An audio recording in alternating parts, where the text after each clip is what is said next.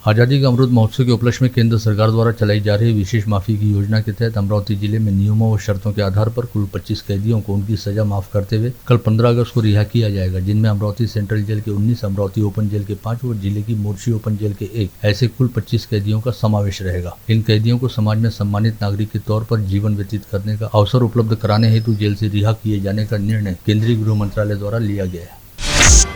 स्वाधीनता दिवस पर कानून व्यवस्था बनाए रखने और आज़ादी के जश्न में किसी भी प्रकार का खलल न पड़े, इस हेतु अमरावती शहर पुलिस ने कल पूरे दिन शहर में बड़े मालवाहक वाहनों के प्रवेश पर प्रतिबंध लगा दिया है। साथ ही सवेरे 6 बजे से रात 12 बजे तक शहर के तीनों उड़ान पुल सभी तरह के वाहनों की आवाजाही हेतु बंद रखे जाएंगे। इस संदर्भ में शहर पुलिस उपायुक्त सागर पाटिल ने अधिसूचना जारी की है।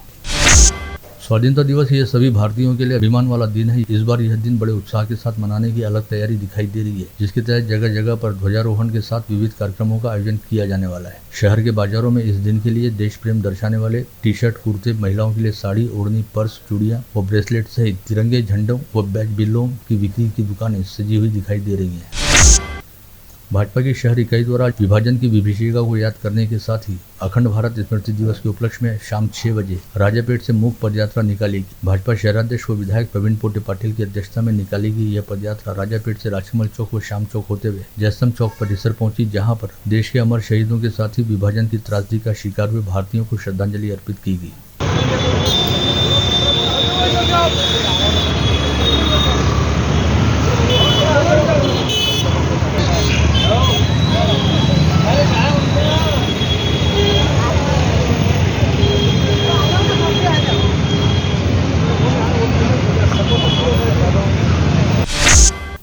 देश भर में आज़ादी का अमृत महोत्सव मनाया जा रहा है, जिसके तहत मेरी मिट्टी मेरा देश अभियान भी शुरू है। 13 से 15 अगस्त तक अमरावती शहर में हर घर तिरंगा उपक्रम का आयोजन भारतीय जनता पार्टी के शहराध्यक्ष प्रवीण पोटे पाटिल के नेतृत्व में चलाया जा रहा है। केंद्र सरकार का सार्वजनिक उपक्रम रहने वाली भारतीय जीवन बीमा निगम द्वारा आज 14 अगस्त को स्वाधीनता पूर्व हुए देश विभाजन की विभीषिका से जुड़ी स्मृतियों को याद किया गया। साथ ही देश विभाजन के दौरान घटित हिंसाचार की वजह से मारे गए देशवासियों के प्रति श्रद्धांजलि भी अर्पित की गई। भारतीय जीवन बीमा निगम के अमरावती मंडल कार्यालय में वर्ष 1947 के अखबारों की कटिंग को लेकर एक चित्र प्रदर्शनी आयोजित की गई है। शहर के तपोवन परिसर में पूर्व पालक मंत्री व विधायक यशोमती ठाकुर द्वारा लगाए गए बैनरों व पोस्टरों को आज भारतीय जनता युवा मोर्चा के पदाधिकारियों व कार्यकर्ताओं ने फाड़ दिया। इस समय भारतीय जनता युवा मोर्चा के प्रदेश महासचिव बादल कुलकर्णी ने इस आंदोलन की अगुवाई करते हुए कहा कि विधायक यशोमती ठाकुर द्वारा इन बैनरों पर प्रधानमंत्री नरेंद्र मोदी व उनके नेतृत्व वाली केंद्र सरकार को लेकर आपत्तिजनक शब्दों का प्रयोग किया गया है। यह पीएम मोदी के साथ साथ उन्हें बहुमत से सरकार बनाने का मौका देने वाले करोड़ों भारतीयों का अपमान है, जिसे कदापि बर्दाश्त नहीं किया जाएगा। काँग्रेस नेहमी गलिच्छ पद्धतीची टीका करत असते।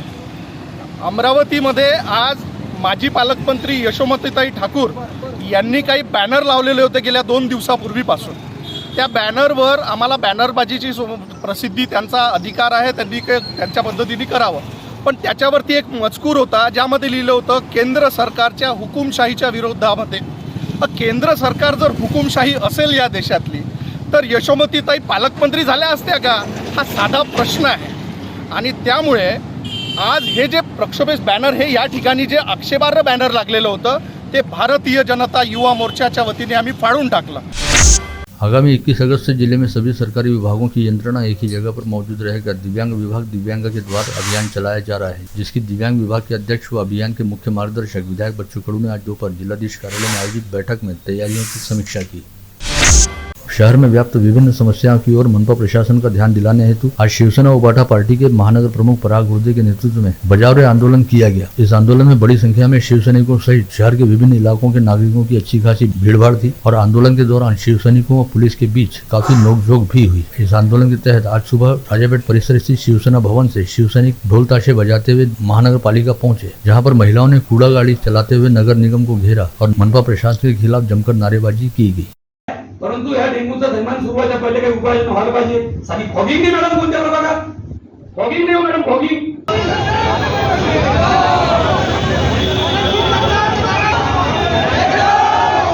आम्ही बाळासाहेबांचे शिवसैनिक नाही, आयुक्ताची खुर्ची राजकमल चौकात आणून आम्ही फेकली तर बाळासाहेबांचे शिवसैनिक म्हणून नाव लावणार नाही। आणि आयुक्तांनाही सांगतो याच्या लवकरच काही दिवसात संपूर्ण शहरातील नागरिकांना घेऊन शिवसेना उद्धव बाळासाहेब ठाकरे भला मोठा मोर्चा महानगरपालिका आयुक्तालयावर काढण।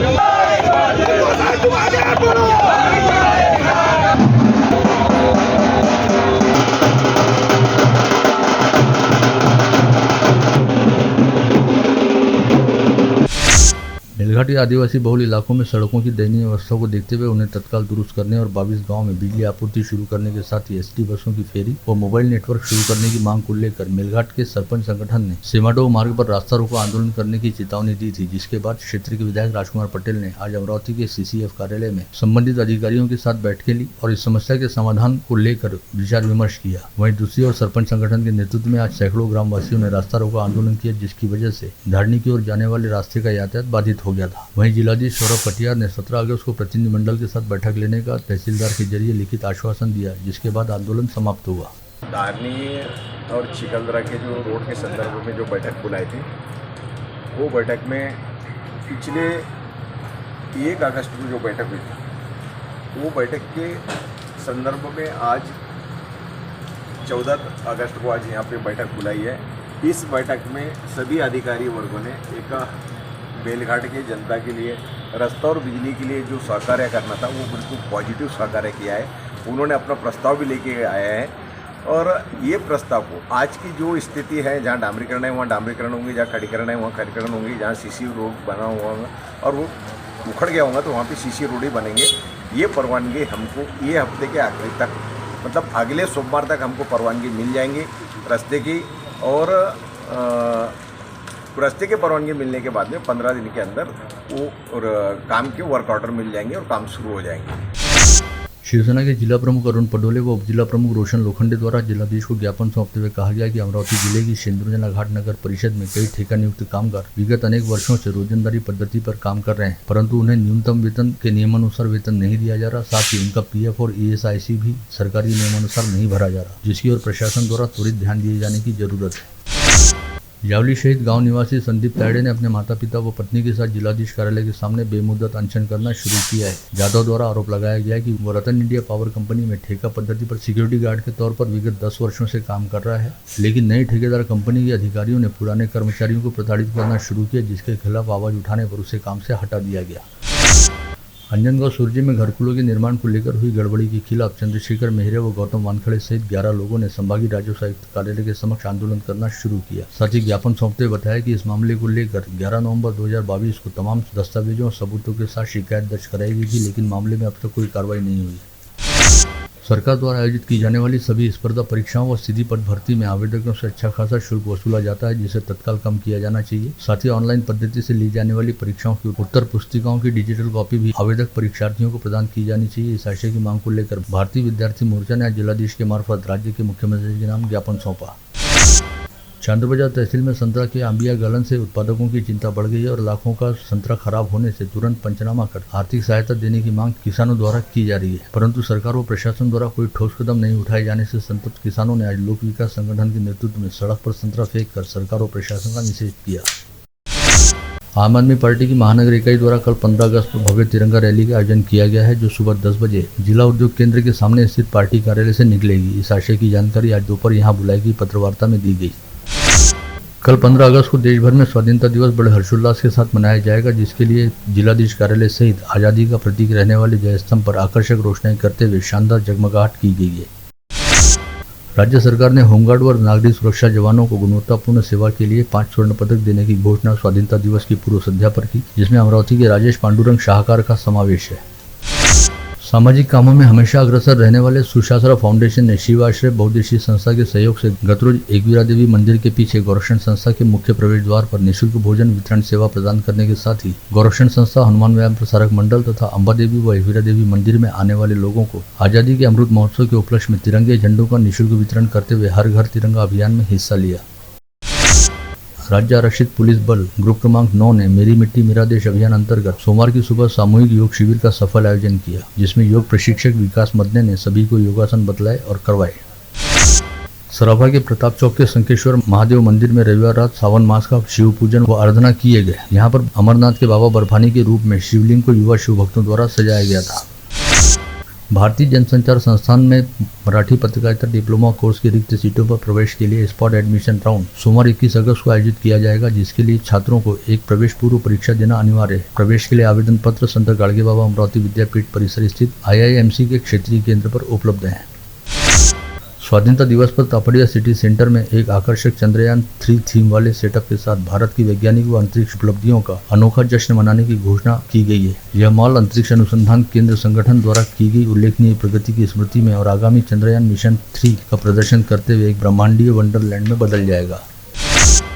राजेपेट पुलिस ने मुखबिरों के जरिए मिली गुप्त सूचना के आधार पर कार्रवाई करते हुए स्वास्तिक नगर परिसर में मुंह पर दुपट्टा बांधकर घूम रहे मनीष जोशी नामक संदिग्ध आरोपी को अपनी हिरासत में लिया, जिससे की गई पूछताछ में चेन स्नेचिंग की 8 वारदातों का पर्दाफाश हुआ। यह जानकारी शहर पुलिस आयुक्त नवीन चंद्र रेड्डी द्वारा आज यहां बुलाई गई पत्रवार्ता में दी गई।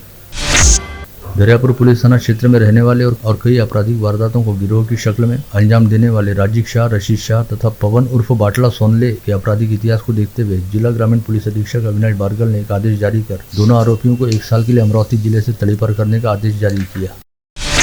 शहर में फर्जी लवाद कार्यालय चलाते हुए प्रशासन एवं पुलिस विभाग पर अपना रौब झाड़ने एवं न्यायिक व्यवस्था में हस्तक्षेप करने के मामले में सहयोगी रहने वाली 52 वर्षीय महिला वकील को आज स्थानीय पुलिस द्वारा गिरफ्तार करते हुए अदालत में पेश किया गया, जहां से अदालत ने इस महिला को 17 अगस्त तक पुलिस कस्टडी रिमांड में रखने का आदेश जारी किया। नांदगांव खंडेश्वर से 2 4 व्हीलर वाहनों के जरिए गौ तस्करी किए जाने की गुप्त सूचना मिलते ही तलेगांव पुलिस ने बग्गी गांव के पास नाकाबंदी करते हुए 2 संदिग्ध वाहनों को रुकवाया और इन वाहनों में लदे 11 गोवंशीय जानवरों को बरामद करने के साथ ही 4 आरोपियों को अपनी हिरासत में लिया।